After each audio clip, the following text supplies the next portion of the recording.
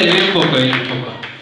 Io sono qui oggi grazie al tuo zio. Un forte applauso a tutta la famiglia di Carluccio. Diciamo che sono quasi in famiglia. Un forte applauso anche a tua mamma, Antonella. Un bacio da parte mia. Signori, io sono contento di stare in mezzo a voi perché io sono cresciuto in questa famiglia e per questo voglio un anche a zio Pasquale.